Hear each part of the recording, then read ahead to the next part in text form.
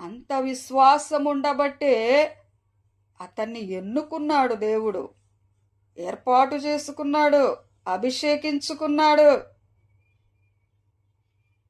నా హృదయానుసారుడు అని పిలిచాడు దేవుడు.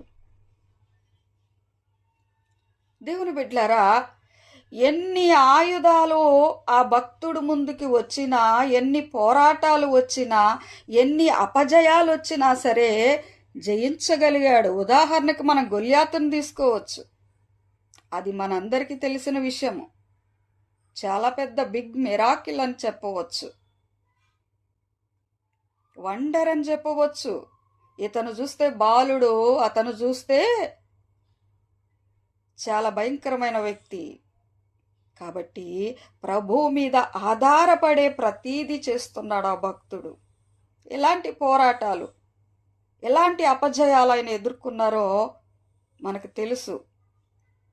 కాబట్టి నేను దేవుణ్ణి ఇంతగా నేను ప్రేమిస్తున్నాను కదా, ఇంతగా నేను వెంబడిస్తున్నాను, ఇంతగా నేను అనుసరిస్తున్నాను కదా, ఎందుకు నాకు ఇవన్నీ జరుగుతున్నాయని భక్తుడు తనలో తాను ఎప్పుడు కూడా ప్రశ్నించుకోలేదు. నేను వెంబడిస్తున్నాను కదా, నాకెందుకు ఇలాగాని అడగలేదు.